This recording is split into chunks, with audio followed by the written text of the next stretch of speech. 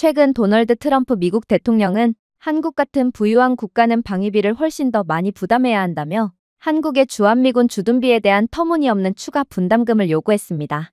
그리고 만약 한국이 돈을 더 내지 않는다면 주한미군을 전부 철수시킴과 동시에 일전에 합의한 관세 협약을 무르고 추가적인 관세 페널티를 내리겠다고 주장했는데요. 그러면서 그는 한국의 방위에 대한 필요성은 동감하는 바이므로 한국이 자신들 스스로 국가를 지킬 수 있게 핵무장을 허용해 주겠다는 뜻을 밝혔습니다. 그리고 이와 관련하여 최근에는 미국 국방부의 내부회의 중 한국의 핵 개발에 대한 충격적인 비밀이 밝혀져 전 세계가 화들짝 놀란 상황인데요. 그렇다면 미국 국방부에서는 대체 어떤 내용의 회의가 열렸던 것일까요? 안녕하세요. 저는 미국 국방부에서 국방정책을 담당하고 있는 데클런이라고 합니다. 저는 최근에 제 커리어 사상 가장 충격적인 경험을 하게 되었는데 그 일은 미 국방부의 긴급적인 강제 소집 명령으로 시작되었습니다. 저는 미 국방부의 가장 엄격한 보안이 활성화된 회의실에 갑작스럽게 소환되었고 저는 이러한 처음 겪는 비상 상황에 어리둥절할 뿐이었어요. 특히나 이번 회의의 주제는 한국이었기에 더더욱 황당함을 느낄 뿐이었죠. 도대체 한국이 무슨 짓을 했길래 이런 회의가 진행된다는 것인가요? 테이블에는 미군 모든 부서의 고위 장교들, 고위 정보 책임자들, 그리고 기밀 특수부대의 소수의 사복 전문가들이 앉아 있었는데 이들은 웬만한 긴급 사안에는 절대로 나타나지 않는 인물들이었습니다. 그리고 차관의 발언과 동시에 저는 이 거물급 인사들이 대체 왜 이곳에 앉아있게 되었는지를 완전히 파악할 수 있었죠. 도널드 트럼프 대통령은 한국이 방위비를 10배로 대폭 인상하지 않는 한 모든 주한미군을 한반도에서 철수시키겠다는 발언을 구체화했습니다. 자국 우선주의에 대한 진지한 생각을 갖고 있는 그는 이 문제를 그저 협상을 위한 협박용이 아닌 미국의 국익을 위해 빠르게 진행시키려고 하고 있습니다. 그리고 이것이 핵심입니다. 그는 주한미군 철수로 인해 보안 공백이 생긴 한국이 자체 핵무기를 개발할 수 있도록 공개적으로 허용하겠다고 선언했거든요. 그 말은 천둥소리처럼 떨어졌습니다. 저는 미 국방부 소속으로 최근 그 어느 때보다 주목받고 중요한 국가인 한국에 대해 많은 조사를 수행해왔어요. 그리고 그런 허가가 주어진다면 미국은 단순히 또 다른 핵보유국을 상대하는 게 아닐 거라는 것을 잘 알고 있죠. 한국은 전 세계가 본 적 없는 미친 성능의 핵미사일을 개발할 것이기 때문입니다. 하지만 회의실 내부의 분위기는 이상하리만큼 침착하더군요. 충격적이게도 대다수의 관료들은 이 사안에 대해 별 대수롭지도 않다는 반응을 보일 뿐이었어요. 글쎄요, 한국이 핵무기를 개발하는 데는 얼마나 걸리나요? 한국의 기술력으로는 십수년은 걸릴 것이고 한국이 핵무기를 만들 만한 기술력을 보유하고 있다는 것에 대해서도 아직 확인된 바가 없어요. 아마 트럼프의 한국 핵무장 관련 주장은 그저 허울뿐일 것입니다. 트럼프도 한국이 핵무기를 만들기에는 아직 부족한 국가라는 것을 잘 알고 있고 그래서 이건 그저 주한미군 철수를 위한 명분으로 내세운 것일 뿐일 거예요. 한국이야 어찌되든 미국은 그냥 한국에 희망 고문을 하며 이익을 보면 끝이라는 말입니다. 어쩌면 미국은 한국의 핵기술을 수출하며 더욱 막대한 경제적 이익을 거둘 수도 있겠죠. 저는 그저 한숨을 쉴 뿐이었습니다. 그들은 한국에 대해 아예 모르고 있어요. 한국은 그 정도로 호락호락한 국가가 아닌데도 말입니다. 그런데 그때 이러한 회의적인 발언을 가만히 듣고 있던 정보국장이 몸을 앞으로 기울였습니다. 대부분의 분석가들은 정치적 함의에 초점을 맞추고 있습니다. 라고 그는 말했습니다. 하지만 우리는 중요한 세부사항을 놓치고 있습니다. 중요한 건 문제의 국가는 한국이라는 거예요. 한국은 이러한 핵연구를 처음부터 시작하는 국가가 아닙니다. 수십 년간의 최첨단 원자력 연구 경험과 타의 추종을 불허하는 산업 역량, 그리고 모두가 예상하는 것보다 빠르게 움직이는 국가적 습관을 가지고 있습니다. 한국에 대한 여러 보고서를 제출해 본 적이 있는 저로서는 그가 과장하지 않았다는 것을 곧바로 알아챌 수 있었습니다. 1950년대 한반도는 한국전쟁으로 인해 폐허가 되었습니다. 그런데 지금은 같은 나라가 세계에서 가장 발전된 원자로를 건설할 뿐만 아니라 해외로 수출하여 기존 원자력 강대국들을 상대로 입찰을 따내고 있습니다. 심지어 한국에는 민간 및 국방 시스템에 대한 이중 전문 지식을 가진 과학자들이 상당히 많고 한국이라는 국가 자체도 시스템적으로 이러한 이중사용 인프라의 만반의 준비가 되어 있기에 만약 핵개발 제한이라는 정치적 끈이 제거되면 한국은 즉시 방향을 틀 수 있는 국가예요. 그리고 정보국장은 이러한 사실을 잘 알고 있었는지 다시금 놀라운 발언을 이어가더군요. 한국의 소형화된 핵탄두 설계는 이미 한국 공학 표준에 도달한 상태예요. 그리고 그들은 그러한 탄두들을 통합할 준비가 된 정밀 미사일 시스템까지 갖고 있죠. 10년은 걸리는 과정을 우회할 수 있는 기존의 농축 및 재처리 지식은 또 어떻고요? 한국은 핵무기가 없는 국가임에도 불구하고 이미 이러한 기술적 역량을 전부 갖추고 있어요. 그러나 한국의 가장 소름 돋는 점이 무엇인지 아십니까? 제가 언급한 부분들은 그저 한국이 공식적으로 인정받은 역량일 뿐이라는 것입니다. 무언의 현실은 한국의 진정한 역량이 민간 프로젝트와 이중사용 기술의 층위에 가려져 있다는 것이죠. 과연 한국이 무슨 충격적인 기술력을 숨기고 있는지 여러분들은 두렵지도 않나요? 그리고 과연 여러분들이 제가 입수한 한국에 대한 정보들을 인지하고도 이런 무지막지한 국가의 핵무기 권한을 허용하는 것을 이렇게나 쉽게 여길 수 있을까요? 이것은 더 이상 평범한 정책 토론이 아니었습니다. 저는 노련한 미국 국방계획가들이 이렇게나 긴장한 채 자문을 하는 것은 처음 봤거든요. 아무튼 정보국장은 잠시 한숨을 돌리더니 이내 충격적인 주장을 하며 회의실 내의 정막을 완전히 깨부수기 시작했어요. 저희 부대는 셀 수 없을 정도로 많이 한국에 다녀왔습니다. 저희는 그들의 공장 바닥, 연구실, 심지어 GPS가 첫 번째 검문소에 도착하기도 전에 신호를 잃을 정도로 깊은 지하 시설까지 걸었습니다. 그런 제가 말씀드리겠습니다. 만약 다른 나라에 대해 이야기했다면 이 논의는 일상적이었을 것입니다. 하지만 우리는 그렇지 않습니다. 우리는 지금 한국에 대해 이야기하고 있잖아요. 이건 일본이나 다른 유럽 국가들에 관한 이야기가 아니란 말입니다. 그는 잠시 말을 멈추었다가 계속했습니다. 현재 한국은 핵이라는 특정 분야에서 상당히 과소평가되고 있습니다. 핵무기가 약해서가 아니라 핵무기가 없기 때문입니다. 솔직히 말해서 이건 전 세계가 한국을 미국, 러시아, 중국과 같은 세계 최강의 강대국의 범주에 넣지 않은 유일한 이유이기도 합니다. 하지만 탄두가 없다고 해서 능력이 없는 것은 아닙니다. 아직도 모르시겠습니까? 한국은 핵무기를 만들 수가 없는 국가가 아닌 핵무기를 만들지 않기로 결정한 국가란 말입니다. 몇몇 고위 관료들은 마치 이 회의가 어디로 향하고 있는지 깨달은 듯 불편하게 자리를 옮겼습니다. 특히나 정보국장이 제 전문적인 의견으로는 한국은 핵무기가 없는 국가지만 전 세계 핵무기 보유국 중 가장 완전하고 첨단적인 핵 및 원자력 기술 기지를 보유하고 있습니다. 라고 말했을 때는 이들은 노골적으로 불만을 보내며 말도 안 된다는 제스처를 보일 뿐이었어요. 그러나 정보국장은 그런 그들을 그저 한심하게 바라볼 뿐이었죠. 한국은 설계, 연료주기, 재료과학, 원자로 효율 등 모든 단계를 마스터했으며 최고의 핵보유국과 경쟁하거나 심지어 초과하는 수준까지 해냈습니다. 그러면서 그는 증거를 하나하나 제시하기 시작했습니다. 첫째, 원자로 설계입니다. 한국은 단순히 원자력 발전소만 운영하는 것이 아니라 다른 기존의 원자력 선진국들이 경쟁하는 어려운 원자로 시스템 전체를 설계하고 수출합니다. 예를 들어 한국의 APR-1400 원자로는 미국, 일본, 프랑스와의 입찰 경쟁 끝에 UAE에 매각되어 예정보다도 일찍 건설되었습니다. 저는 원자력 건설에서 예정보다 앞서라는 말은 들어본 적도 없어요. 그도 그럴 것이 일본이나 프랑스 같은 국가들은 약속한 기간보다 몇 년은 늦게 건설을 완료하는 경우가 허다하거든요. 하지만 한국은 세계 최고 수준의 안전 기준을 유지하면서 원전을 빠르게 건설한 것입니다.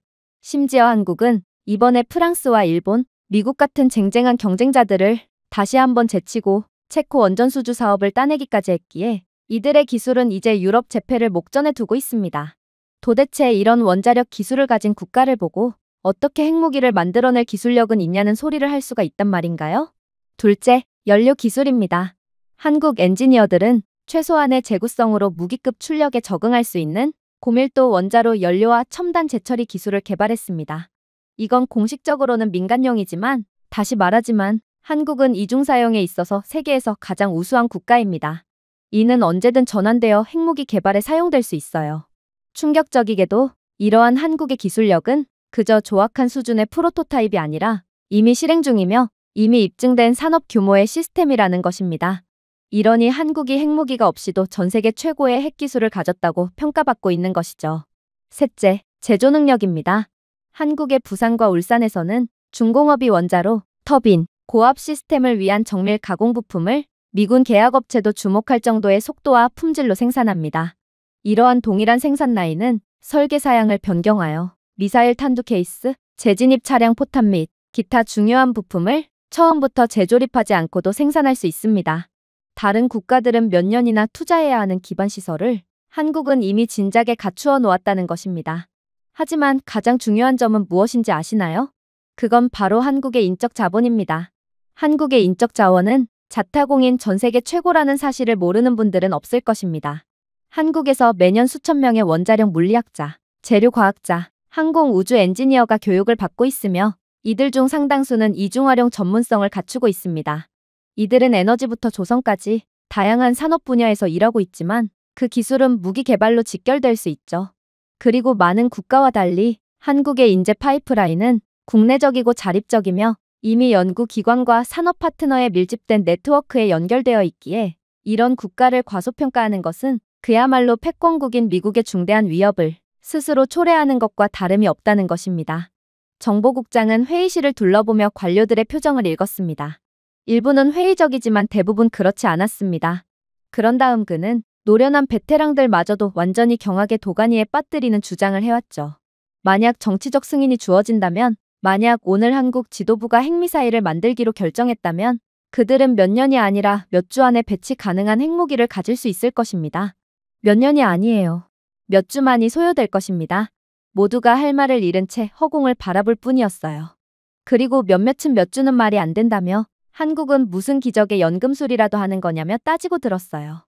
하지만 정보국장은 그런 그들을 한마디 말로 제압할 뿐이었죠. 왜냐고요? 한국은 제로에서 시작하는 것이 아니기 때문입니다.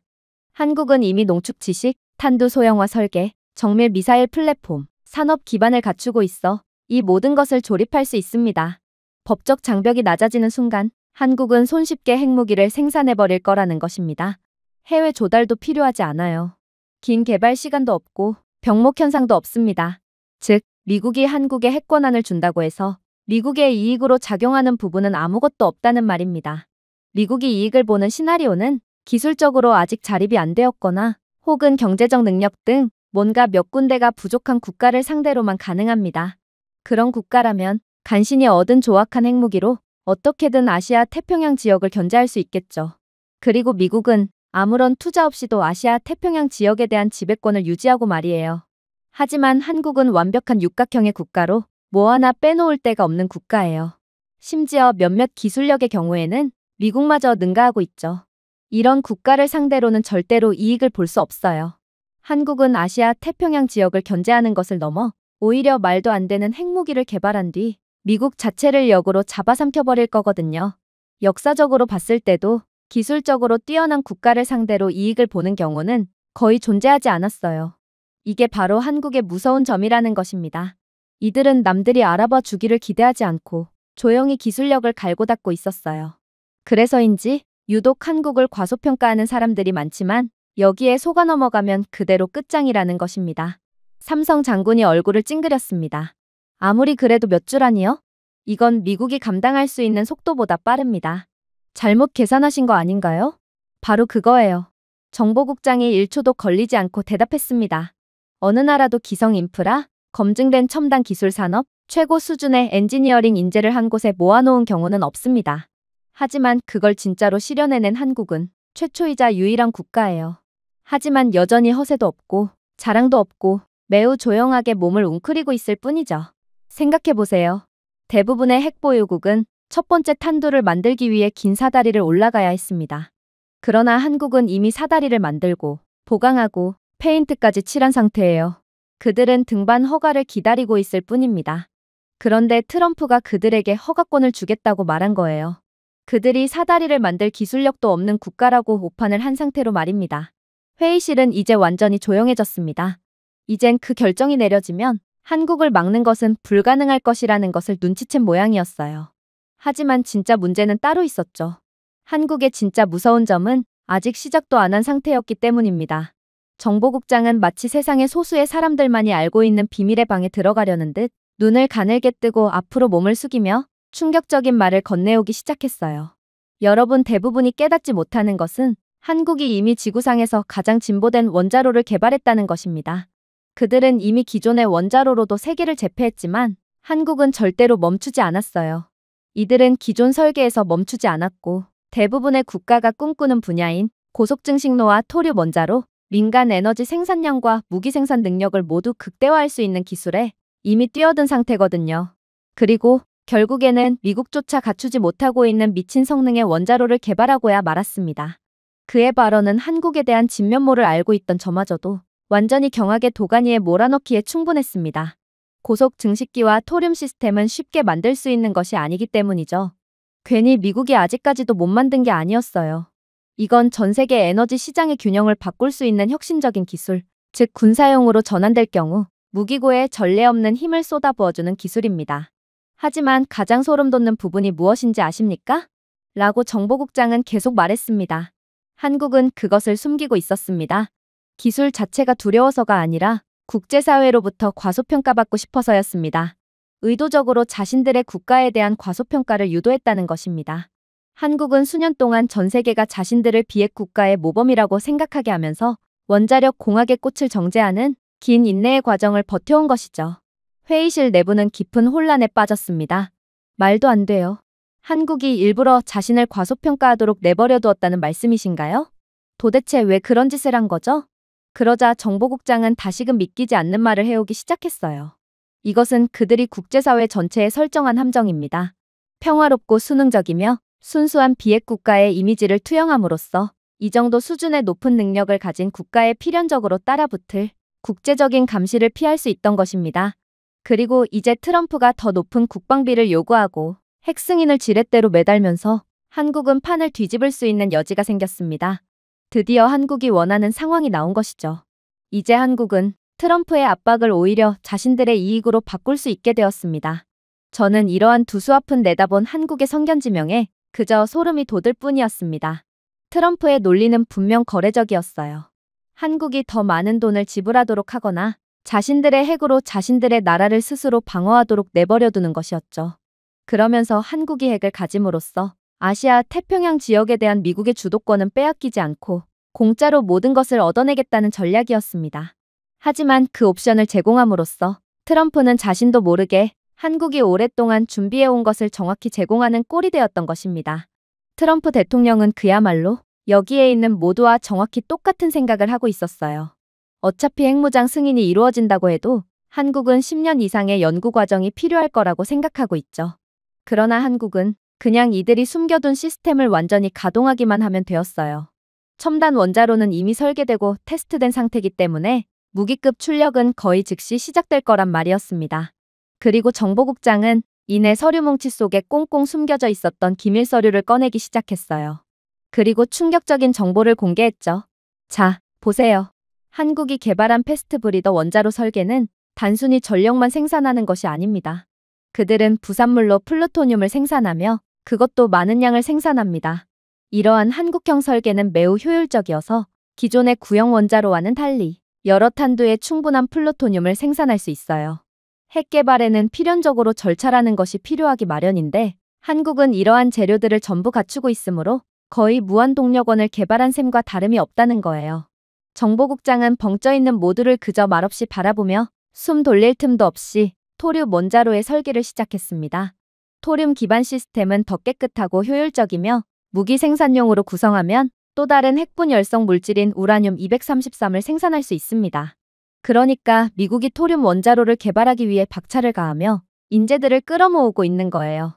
그런데 다시 말하지만 적어도 원자력 분야에 있어서의 한국의 기술력은 미국을 이미 능가한 지 오래예요. 한국이 개발한 시제품은 작고 고출력이며 모듈식 설계로 제작되어 빠르고 신중하게 확장할 수 있습니다. 그야말로 전 세계 원자로 기술에서 수십 년 앞서 있는 셈이라는 것입니다. 그의 설명은 노련한 애널리스트들조차도 완전히 넋이 나가게 만들었어요. 미국의 기존 원자로는 몇 개의 탄두에 충분한 핵분열성 물질을 생산하는데 1년이라는 시간이 걸리는데 한국의 설계는 한 달 안에 이를 달성할 수 있다니, 심지어 여러 개의 원자로를 가동하면 한 달 이내에 수십 개의 핵미사일을 발사할 수 있다니, 이건 거의 공상과학 영화에서나 볼 법한 충격적인 기술력이었거든요. 그리고 이제는 정보부 관계자가 나서 앞으로 한국에 벌어질 상황을 소개하기 시작했죠. 한국이 핵승인이 내려진 날, 이러한 시스템을 군사 생산으로 전환한다면 몇 년이 아닌 몇 주 안에 완전히 배치할 수 있는 핵미사일 전력을 갖추게 될 것입니다. 그리고 이들은 단순한 낮은 성능의 핵 전력이 아니라 동아시아의 모든 주요 강대국의 전략적 계산을 바꿀 수 있을 만큼 세계에서 가장 강력한 핵 전력을 갖추게 될 것입니다. 그러나 한국이 얻을 이익은 여기서 끝이 아니에요. 한국은 이러한 최첨단 원자로를 수출해서 상당한 경제적 이익을 얻을 수도 있거든요. 생각해보세요. 현재 핵무기를 갖고 있는 모든 국가는 한국에 있어서 잠재적 고객과도 같아집니다. 이건 핵무기 권한이 있는 국가들에겐 필수적이자 꿈의 원자로라고 할 수 있거든요. 물론 한국은 이 토륨 원자로를 약간 수정해서 비핵화 국가들에도 얼마든지 수출할 수 있어요. 중동, 동남아시아, 심지어 유럽 일부 국가들도 구형 모델보다 적은 공간과 자원을 차지하면서 수십 년 동안 안정적이고 저렴한 전력을 공급할 수 있는 원자로를 위해 줄을 서게 될 것입니다. 여러분들도 아시다시피 모든 수출 계약은 곧 돈과 영향력이에요. 그리고 모든 구매자는 한국의 유지보수, 부품, 전문성에 의존하게 될 것입니다. 이는 단순한 에너지 독점이 아니라 고객 국가 네트워크를 구축하는 거라는 말입니다. 잠시 동안 방은 조용했습니다. 그 영향은 엄청났어요. 군사적으로는 한국은 세계가 본 것 중 가장 빠른 대규모 핵무기 보유 경로를 이동하게 되겠죠. 경제적으로는 차세대 글로벌 원자력 에너지의 자리를 꿰차며 엄청난 이익을 얻게 될 것입니다. 그러나 정보부 소속 고위 관료들은 작정이라도 하고 나온 것인지 도저히 저희의 놀란 감정을 진정시킬 시간조차 주지 않더군요. 다시금 정보국장이 나오더니 이내 도저히 믿지 못할 비밀 자료를 꺼내들었기 때문입니다. 그건 케이블과 센서 격자로 둘러싸인 키가 크고 은색 기계의 이미지였습니다. 방 안 대부분의 인원은 일종의 산업용 보일러처럼 보이는 그 기계를 보고 고개를 갸우뚱거릴 뿐이었어요. 하지만 원자력 분야에 종사하는 사람이라면, 그리고 저처럼 수많은 원자로 시설 파견을 가본 사람이라면 누구나 그것이 무엇인지 정확히 알고 있을 것입니다. 그건 바로 원심분리기였어요. 그런데 갑자기 웬 원심분리기일까요? 저는 뜬금없이 나온 원심분리기를 보고 말문이 막힐 뿐이었어요. 그러나 정보국장의 발언은 그런 저를 완전히 경악해 만들 뿐이었죠. 이건 단순한 원심분리기가 아닙니다. 이것은 한국의 최신 고처리량 우라늄 농축 원심분리기입니다. 분명히 말씀드리자면 오늘날 전 세계 어디에서도 이와 같은 방식으로 작동하는 것은 없습니다. 그가 말을 끝냄과 동시에 회의실 내부의 모든 인원들이 실소를 터뜨렸어요. 이들은 이럴 수는 없다며, 아마 정보부가 한국을 잘못 조사한 게 분명하다며 절대로 그의 말을 믿으려고 하지 않았죠. 그도 그럴 것이, 원심분리기 설계는 현존하는 가장 철저한 보안 기술 중 하나입니다. 영국이나 프랑스와 같은 기존의 원자력 강국의 발전소조차도 수십 년 전에 정제된 설계에 의존하고 있는 게 현실이죠. 이들의 원자로 개선은 점진적으로 이루어지고 있으며 약간 더 나은 소재와 약간 더 효율적인 로터로 개선되고 있을 뿐입니다. 하지만 그의 말이 정말이라면 한국은 한 세대를 앞서 나간 셈이기에 모두가 회의적인 반응을 보이는 것도 어찌 보면 당연했죠. 기차가 처음 발명되었을 때 이 소식을 전해 들은 모두는 그 당시 혁명과 다름없었던 기차의 존재를 도저히 믿으려고 하지 않았듯이 지금 회의실 내의 모든 인원들은 같은 반응을 보였던 거였습니다. 하지만 정보국장은 이미 사진까지 보여줬는데 무엇을 더 원하냐는 듯 모두의 반응을 전혀 개의치 않고 계속해서 발언을 이어갈 뿐이었어요. 이 기계는 다른 나라가 도달하지 못한 속도로 우라늄을 처리할 수 있습니다. 라고 그는 계속 말했습니다. 아마 한국 원심분리기 한 대가 가장 진보된 여러 미국 모델의 작업을 수행할 수 있을 정도로 한국은 극도로 높은 처리량을 자랑하는 기계를 만들어버렸어요. 한국에 대한 핵무기 권한이 주어진다면 이 괴물 같은 기계가 즉각적으로 작동하게 될 것이고, 그렇게 된다면 미국은 패권국의 지위를 완전히 상실하게 되어버릴 것입니다. 그는 농축 능력을 비교한 차트를 가리켰습니다. 중국이나 파키스탄의 모델은 연간 최대 3SW의 낮은 성능을 자랑하고 있었고, 미국이나 프랑스 같은 첨단 디자인은 연간 100에서 150SW의 준수한 성능을 보여주고 있었어요. 그런데 한국형 고속 원심분리기요? 연간 300SW 이상의 미친 성능을 보여주고 있었습니다. 이는 기존의 최고 성능을 발휘했던 미국 기계의 2배였어요. 그리고 모두가 놀라고 있던 그때 정보국장은 고개를 떨구더니 힘없이 말을 이어나갔죠. 만약 한국에 대한 제한이 풀린다면 아마 미국은 절대로 한국을 따라잡을 수 없을 것입니다. 그러니 한국에 대한 핵권한을 주는 것을 막아야 한다는 것입니다. 한국은 압도적인 경쟁자이므로 애초에 이들이 미국과 경쟁할 기회조차 갖지 않도록 해야 하는 것이죠. 우리는 이미 많은 부분에 있어서 한국에 뒤처졌습니다. 한국이 개발한 로터 소재는 제조 생태계 외부에는 존재하지 않는 초경량, 초강력 복합 소재입니다. 베어링 시스템은 마모를 줄이기 위해 자기 부상을 사용하므로 기계가 고장 없이 더 높은 속도로 더 오래 작동할 수 있도록 하죠. 정밀 가공 허용 오차는 매우 타이트해서 전 세계의 소수의 시설만이 시도할 수 있으며 이는 한국에 있습니다. 즉, 이것은 단순히 모방할 수 있는 것이 아니라는 말입니다. 아직도 이해가 안 가시나요?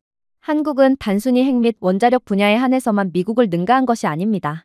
한국은 이미 글로벌 리더로 자리 잡은 모든 분야에서 재료과학, 항공우주공학, 산업 정밀 제조에 수십 년간 투자한 결과물을 내고 있고 이런 나라에 날개를 달아주는 것은 정말 미친 짓이에요. 지금 미국은 중국과의 패권 경쟁만 놓고 봐도 매우 바쁜 상태입니다. 그러나 한국은 그 끈질긴 중국보다도 훨씬 압도적인 상대예요. 한국이 핵무기를 갖기 전에는 이들이 숨겨둔 힘을 제대로 펼칠 수가 없으니 상관없을 테지만 핵무기를 갖게 된 한국은 정말 상상하고 싶지도 않은 괴물로 성장할 거라는 말입니다. 아직도 실감이 안 된다는 듯 눈만 깜빡이는 분들이 계시군요. 제가 예를 들어드리겠습니다. 이러한 원심분리기의 연쇄 가동 시 연간 수백 킬로그램의 무기급 우라늄을 생산할 수 있어요. 그리고 맥락상 핵탄두 하나에 약 20에서 25kg이 필요하죠. 즉, 적당한 크기의 시설이라도 한국은 연간 수십 개의 탄두를 생산할 수 있는 충분한 고농축 우라늄을 생산할 수 있으며 이는 시스템을 한계까지 밀어붙이지 않고도 충분히 가능하다는 소리입니다.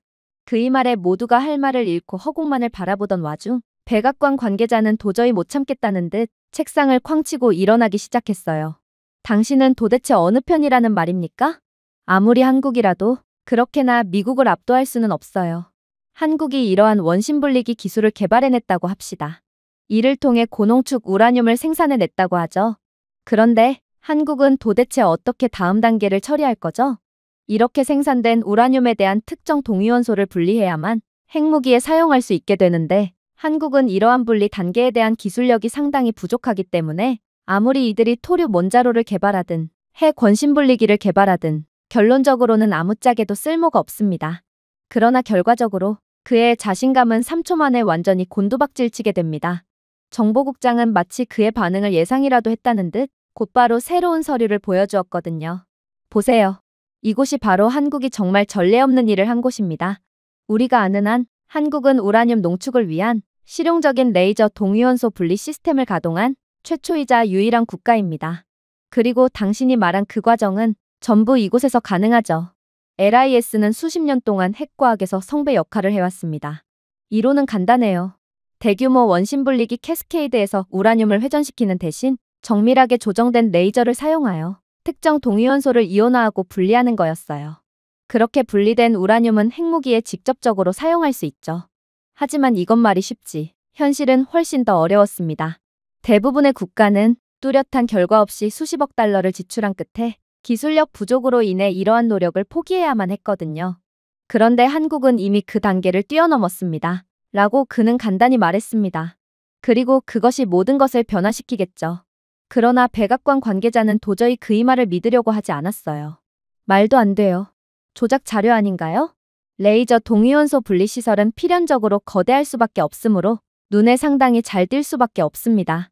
그런데 미국의 특수 조직인 당신들만이 최근에야 간신히 파악했을 뿐 다른 미국 부서들이나 다른 국제사회는 이러한 한국의 시설을 전혀 파악하지 못하고 있다고요?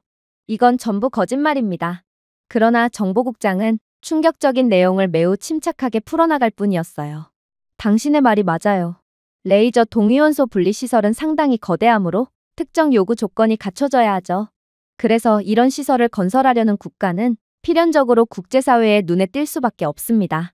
그러나 한국이 만든 레이저 동위원소 분리시설은 넓은 원심분리기 홀이나 거대한 냉각 시스템이 없는 표준 산업 건물 안에 들어갈 수 있어요. 제가 한국은 이미 십수년 전부터 준비를 해오던 국가라고 말하지 않았나요? 한국은 이미 소형화와 최적화를 완료했기에 거대한 시설이 필요하지 않았던 것입니다.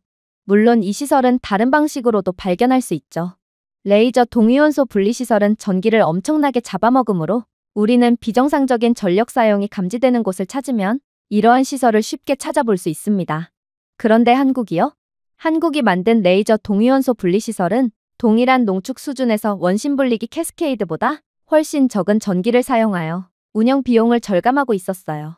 이러한 한국의 시설은 외부에서 보면 레이저 동위원소 분리 공장이 아닌 연구실로 착각이 들 정도니 어떤 위성 이미지로도 다른 정밀 레이저 시설과 구별할 수 없었던 것입니다.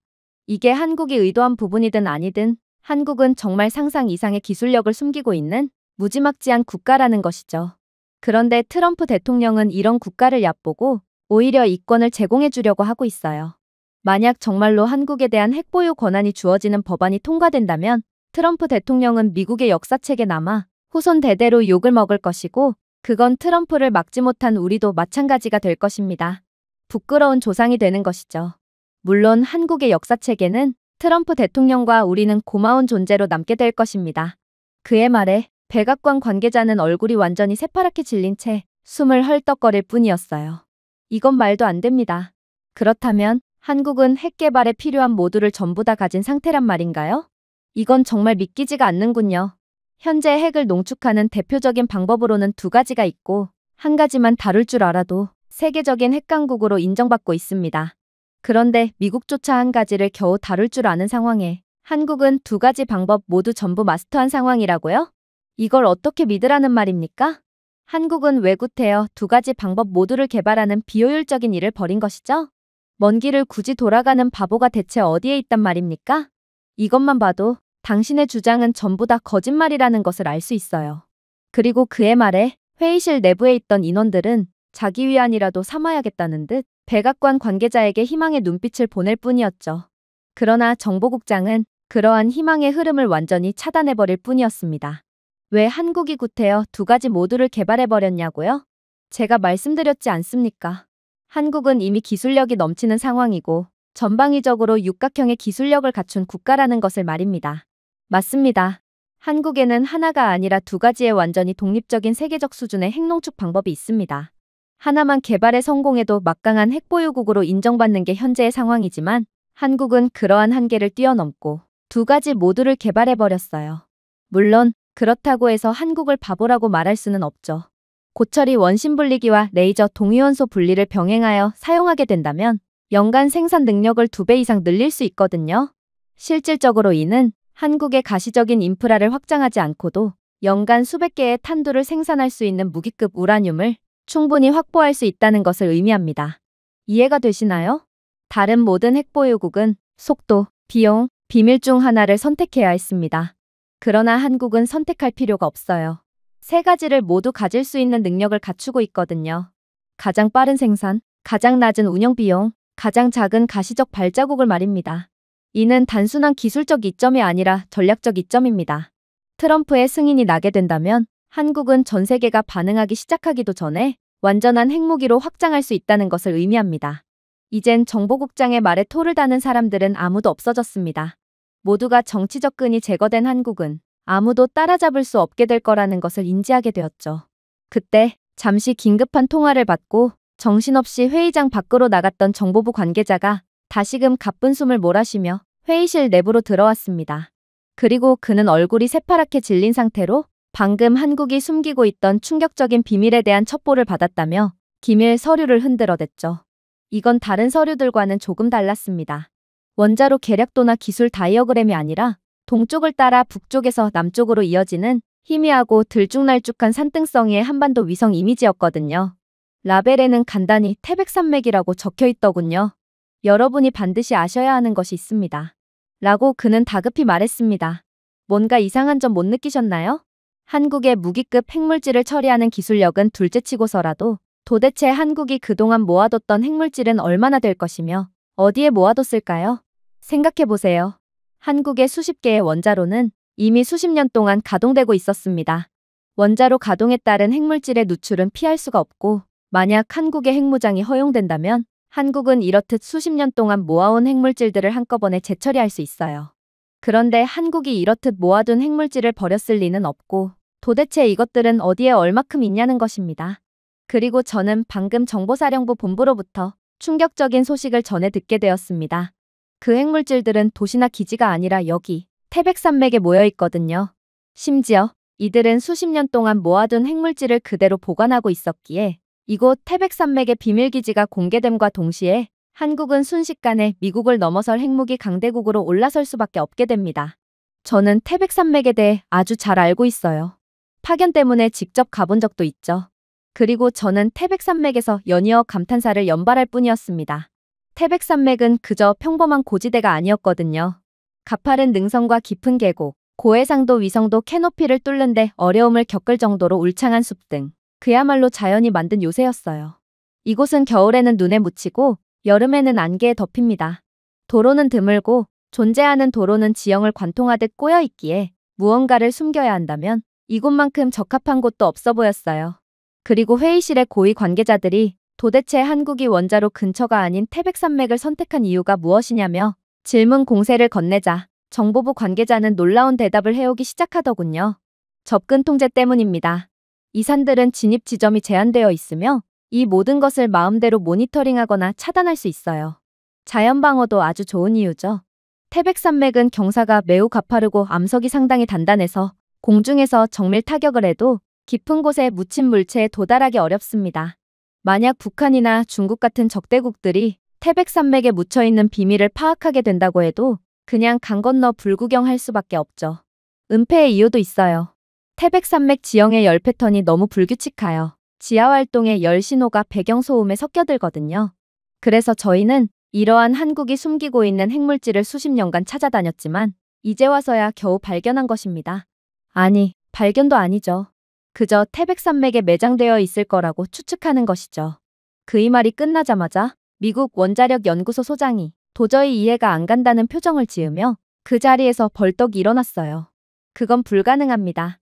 핵물질은 매우 민감해서 산맥과 같은 불안정한 곳에 오래도록 보관할 수가 없어요. 괜히 핵물질의 보관에 많은 비용이 드는 게 아니라는 말입니다. 핵물질은 반드시 특정한 조건이 갖춰진 실험실에서 안전하게 보관해야만 해요. 만약 한국이 정말로 산맥에서 자신들의 핵물질을 보관하고 있었다면 그건 정말 멍청한 행동이고 애초에 이들에게 남은 멀쩡한 핵물질도 거의 없을 것입니다. 핵물질은 그렇게 다뤄서 난되는 거거든요. 한국은 핵기술 강국이라더니 그건 전부 다 거짓말이었군요. 이런 사소한 부분만 봐도 이들의 수준을 어느 정도 파악할 수 있거든요. 아무튼 한국의 기술력은 과대평가된 상태가 분명하고 이들에게 남은 사용 가능할 정도의 수준의 핵물질은 거의 없을 것이 분명합니다. 원자력 분야에서 꽤나 권위가 있는 그였기에 회의실에 있던 모두는 그의 말에 귀를 기울였어요. 하지만 그의 전문적인 것처럼 보이는 발언에도 정보부 관계자는 여전히 침착함을 유지했고 이내 예상치도 못한 말로 모두를 경악시킬 뿐이었습니다. 틀렸습니다.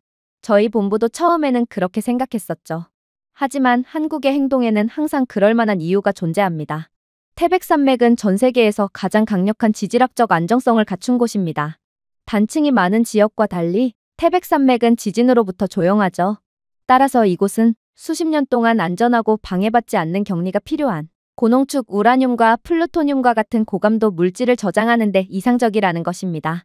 한국은 바보가 아니에요. 오히려 엄청난 비용이 드는 이러한 보관 과정조차 천혜의 자연 요건으로 무료로 해치워버리는 축복받은 국가인 것이죠. 하지만 진정으로 충격적이었던 점은 바로 수치가 공개되고 나서였습니다. 정보 추정에 따르면 감청된 해운 데이터, 비정상적인 자재 조달, 그리고 몇 가지 기밀 인간 출처 보고서를 바탕으로 태백산맥 깊숙한 곳에는 약 5,000kg의 고농축 우라늄과 최대 10,000kg의 무기급 플루토늄이 매장되어 있다는 것이 추정되었거든요. 그리고 정보부 관계자는 저희 모두를 완전히 합주기로 만드는 주장을 계속해서 이어나갔습니다. 핵탄두 한 개에는 일반적으로 20에서 25kg의 고농축 우라늄 또는 4에서 6kg의 플루토늄이 필요합니다.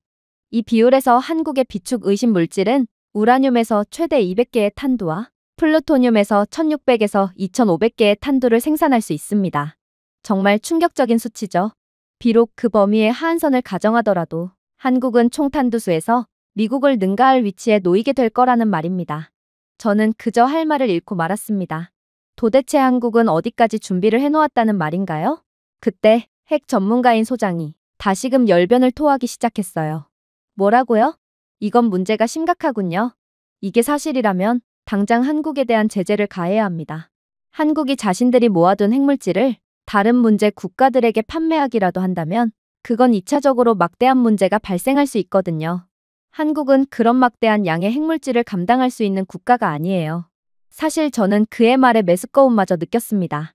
그는 분명 아까 전까지만 해도 한국을 무시하다가 완전히 망신을 당한 상태였기도 했고 핵 전문가인 그이기에 한국이 얼마나 대단한 국가인지를 그 누구보다 잘 알 텐데 도대체 이 바보 같은 미국인들은 언제 자국이 최고라는 망상에서 벗어날 것인지 저는 새로운 시대를 받아들이려고 하지 않고 현실을 외면하는 그의 모습에서 한심함을 느끼는 한편 이게 미국의 현실이구나 싶어 절망감마저 느꼈어요.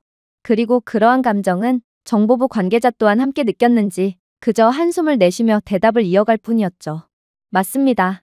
순수 경제학적 관점에서 보면 암시장에서 상당한 가치가 있는 핵분열성 물질은 수백억 달러의 가치가 있을 것입니다. 그런데 한국을 너무 얕잡아 보시는군요. 이러한 금액은 물론 상당히 큰 금액이지만 한국은 이미 기술 수출로 많은 이익을 보고 있는 경제대국이에요. 이들은 구태여 문제 국가들과 거래를 하지 않고도 많은 외화를 벌어들이는 국가라는 말입니다. 그리고 한국이 핵물질을 감당할 수 없다고요? 한국은 이미 세계에서 가장 많은 핵물질을 가장 안전하게 유지하고 관리하는 국가입니다. 도대체 당신은 왜 현실을 외면하려고 하는지 모르겠군요. 심지어 전략적인 관점에서 봐도 핵물질의 가치는 매우 높기에 한국은 이러한 물질을 판매하지 않고 계속 가지고 있는 게 무조건 이익입니다. 이 정도의 즉각적인 무기고를 가진 한국이라면 곧바로 지역 균형의 재정립이 이루어질 텐데 도대체 한국이 핵물질을 판매하는 게 자신들에게 무슨 이익이 된다고 그런 행동을 하겠어요? 하지만 소장은 자신의 오판을 도저히 인정하려고 하지 않았어요. 그저 이성을 잃은 채 분노할 뿐이었죠.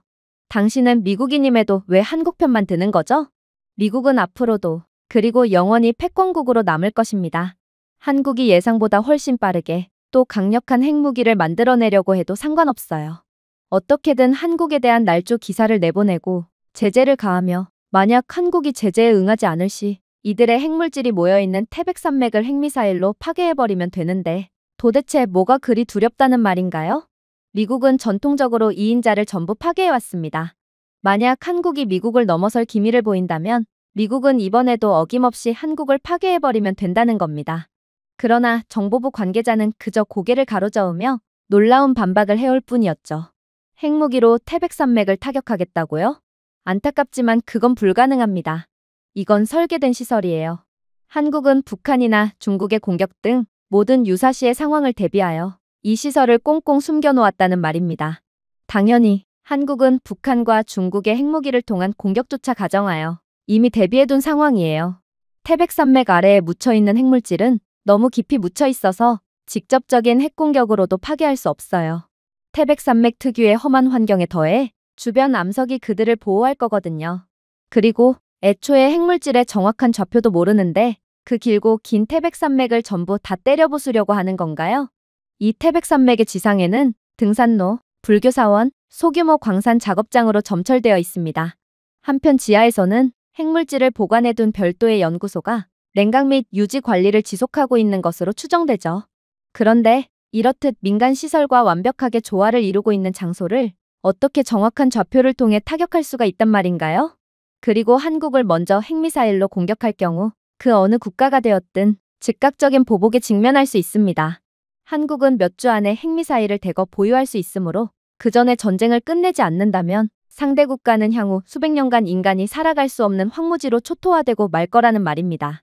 이런 한국을 도대체 어떻게 공격할 수가 있겠어요?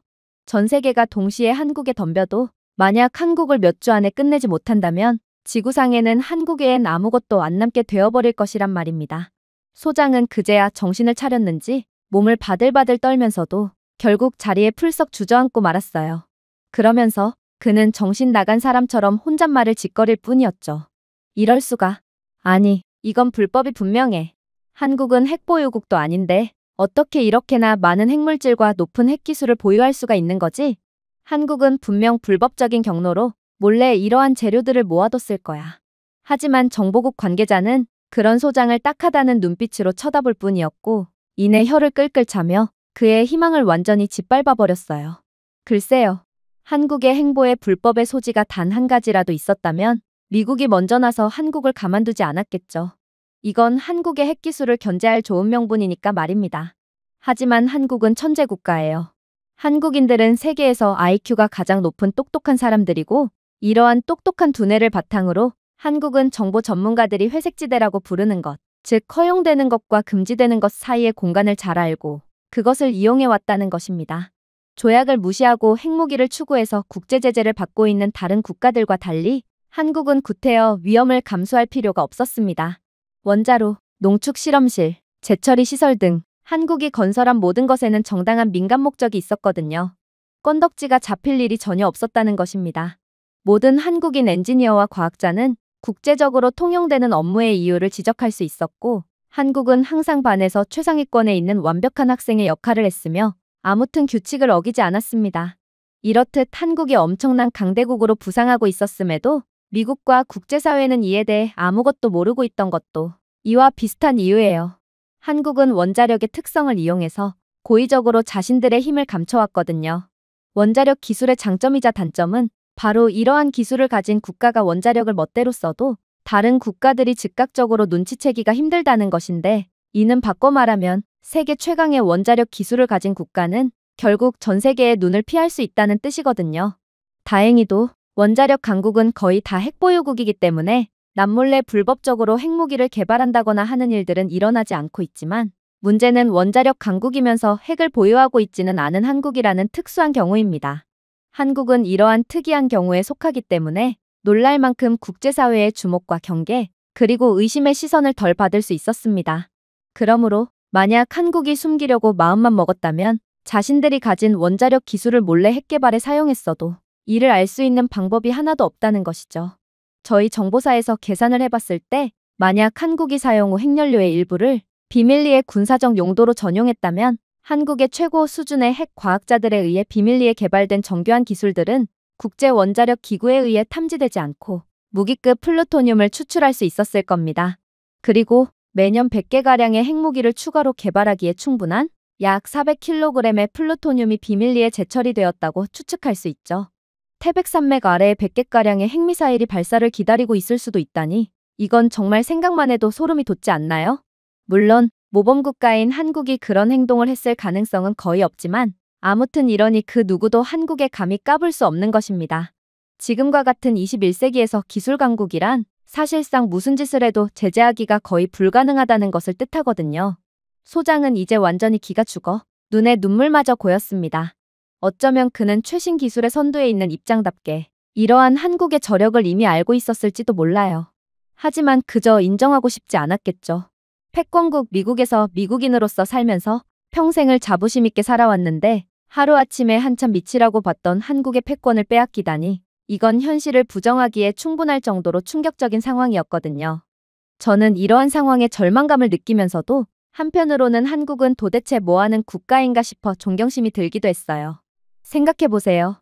불과 수십 년 전만 해도 한국 전쟁을 겪은 한국은 지구상에서 가장 가난한 나라 중 하나였습니다. 그런데 하루아침에 세계 군사강국으로 도약했을 뿐만 아니라 현재 한국은 세계에서 경제력이 가장 큰 경제대국에 필적하고 대다수의 산업 역량에서 G7 국가들을 능가하며 기술력은 두말할 필요조차 없는 수준에 이르렀어요. 그리고 이제 정치 접근이 제거되면 한국은 그동안 쌓아왔던 경제적 및 기술적 우위를 역사상 가장 빠르고 포괄적인 핵무장 프로그램과 연결시키며 전 세계를 놀라게 할 것입니다. 이것이 바로 이 회의실에 있는 모두가 느낀 진정한 두려움이자 진정한 경외심이었습니다.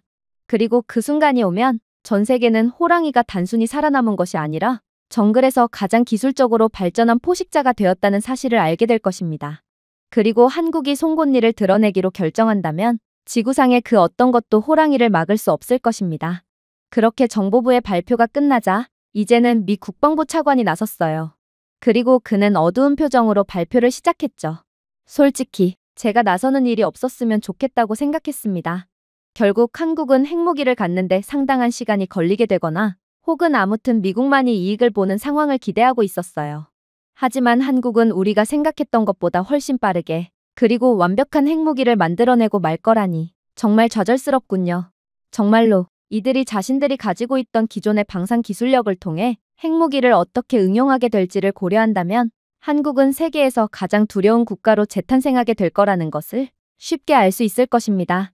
일단 충격적이게도 핵무기를 획득한 후 수년간 인도 플랫폼을 개발해야 했던 많은 국가와 달리 한국의 플랫폼은 이미 현대적이고 전투 테스트를 거쳤으며 국내에서 대량 생산이 가능한 시스템을 가지고 있습니다.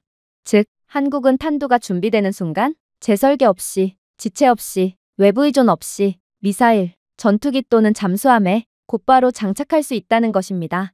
참고로 영국도 핵탄두를 획득한 후 핵무기를 잠수함 함대에 통합하는 데 수년이 걸렸습니다.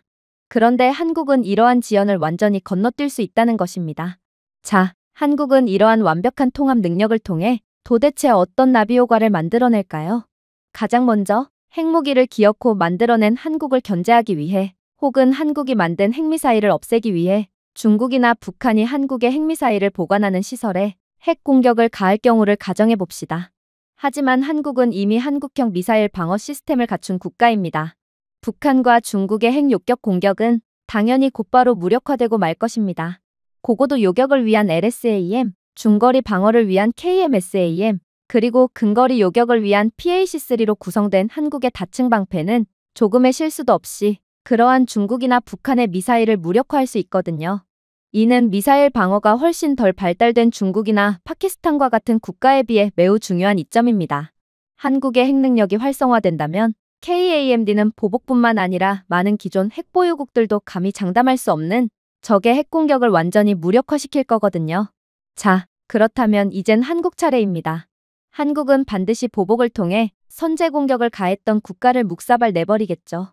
그리고 핵무기를 가진 한국은 이러한 보복을 그 어떠한 국가보다도 효율적으로 진행할 수 있는 국가입니다.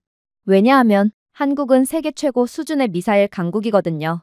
최대 사거리 800km의 세계 최고의 정확도를 자랑하는 한국의 현무2 탄도 미사일과 사거리 1500km의 지형 추종 비행이 가능한 현무3 순항 미사일에는 한국의 원자로 물리학과 첨단 야금 기술로 만든 소형 핵탄두가 장착될 것이고, 이는 적의 지휘소, 경화 사일로 또는 이동식 미사일 발사대를 정확한 정확도로 타격할 수 있습니다.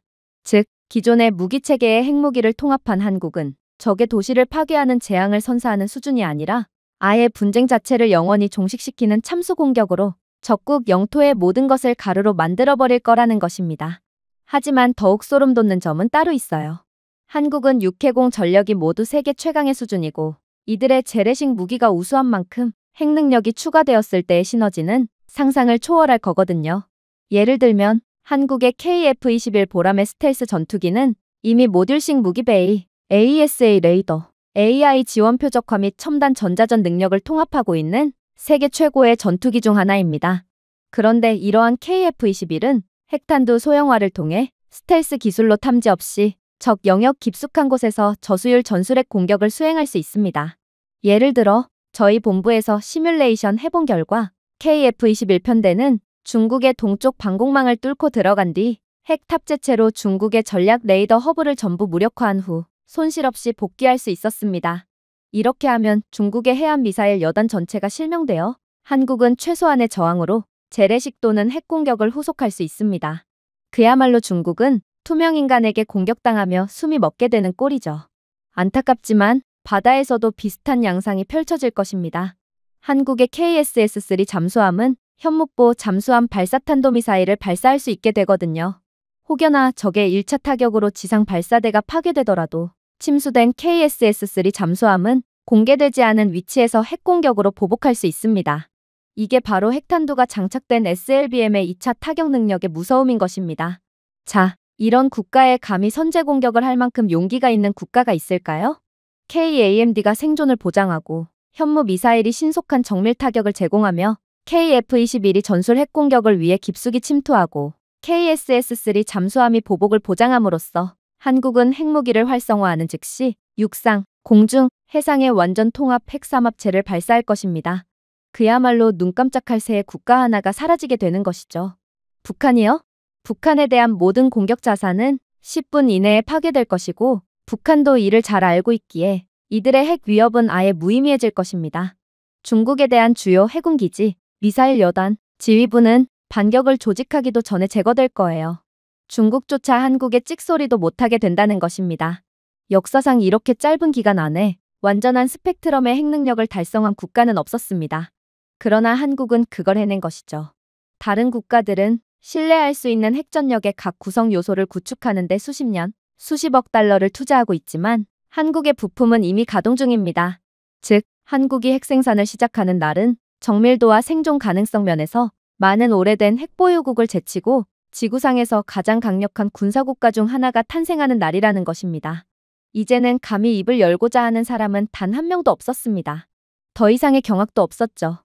그저 모두는 이젠 놀라기도 지쳤다는 듯 그저 순식간에 한국 아래에 남게 될 미국의 처지에 순응하는 듯한 모습을 보일 뿐이었어요.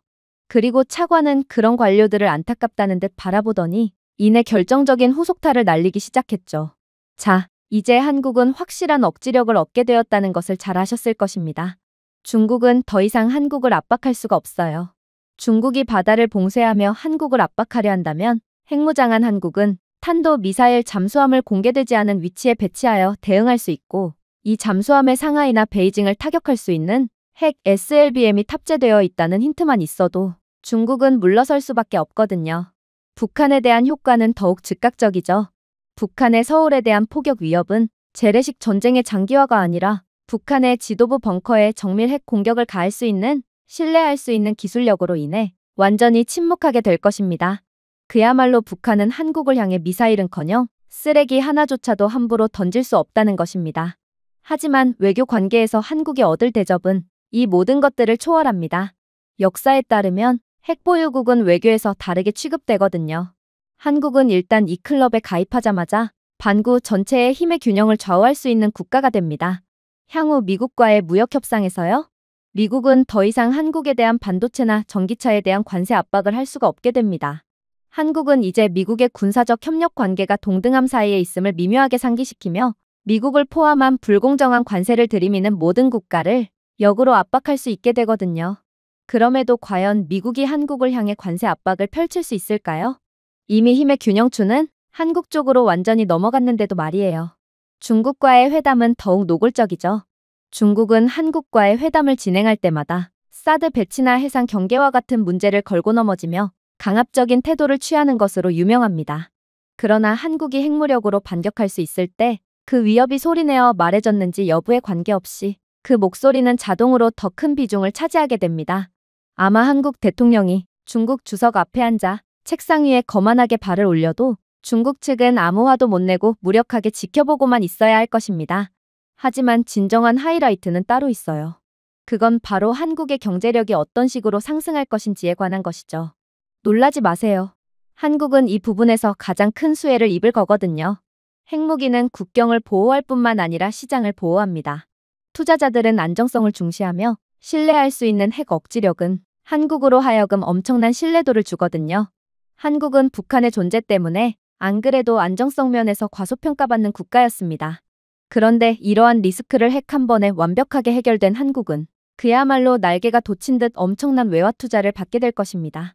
심지어 기술 중심의 경제와 글로벌 수출 지배력이 영구적으로 보호받는 것으로 볼 수 있는 한국의 경우 그 효과는 더욱 엄청날 것입니다. 부산의 조선소, 평택의 칩헵, 인천의 글로벌 물류허브는 현존하는 가장 강력한 보험 정책의 보호 아래 운영될 것이고 한국은 매년 두 자릿수의 경제 성장률을 이끌어내며 괴물처럼 성장해 나가겠죠. 하지만 역시나 한국이 가장 큰 이익을 보게 될 부분은 바로 기술 수출에 관한 부분입니다.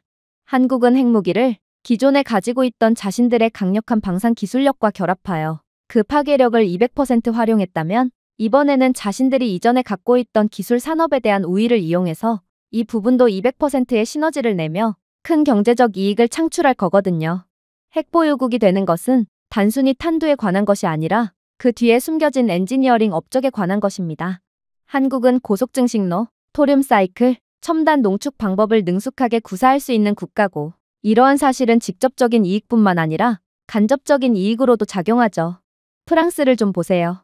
그들은 자신들이 가진 핵무기를 이용해서 유럽의 원자력 기술 선도국으로 마케팅하고 있어요.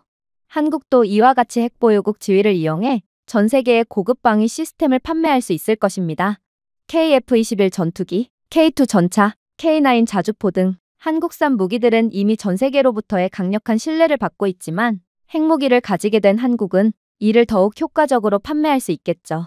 이스라엘은 핵무기 보유국이고 이들이 만든 무기는 핵무기 전투력을 입증하고 개발한 시스템이라는 사실을 구매자들이 알고 있기 때문에 무기를 프리미엄 가격에 판매하는 경우가 많습니다. 그런데 한국은 모든 부분에서 이스라엘의 상위 호환 격인 국가이므로 이스라엘보다 훨씬 더 많이 그리고 비싼 가격에 무기를 판매할 수 있겠죠. 마지막으로 한국은 그 어떤 회담에서도 가장 상석에 앉게 될 것입니다. 특히나 핵보유국은 주요 안보 협상에서 결코 소외되지 않는데 군비 통제 회담이든 지역 분쟁 중재든 글로벌 안보 프레임워크든 한국은 항상 그 중심 자리를 차지하게 되겠죠. 시간이 지남에 따라 이는 안보를 넘어 기후협정, 우주정책, 국제무역체제 등 글로벌 거버넌스에 영향을 미칠 것이고 한국은 결국 미국이 현재 주도하고 있는 중심의 자리를 완전히 꿰차게 될 것입니다. 자, 이렇듯 한국은 자신들이 얻게 된 핵능력을 전 세계에서 가장 효율적으로 활용하게 될 것입니다. 이런 국가를 얕잡아보고 한국을 통해 아시아 태평양 지역을 손 안 대고 코 풀려고 하다니 이러한 트럼프의 정책은 미국 역사상 가장 큰 실수로 남을 것입니다. 역사상 한국에 불합리한 대우를 하거나 이 나라를 이용하려고 한 국가들은 하나같이 그 끝이 안 좋게 되고 오히려 역으로 한국에 이용당하고 말았을 뿐입니다. 그리고 그 희생자가 미국이 된 지금 저는 여러분들께 깊은 유감을 표하고 싶네요. 회의실 내부의 모두는 그저 숙연해질 뿐이었습니다. 이젠 모두가 한국이 숨기고 있던 진짜 힘을 인지하게 되었고 더 이상 한국에 대한 의문을 제기하지 못하게 되었거든요. 도대체 국제정세가 어떻게 흘러가게 될지는 모르겠지만 저는 이렇듯 압도적인 강력함을 조용히 숨기고 있던 한국에 그저 무력감과 공포심을 느낄 뿐이었습니다. 제가 준비해온 내용은 여기까지입니다.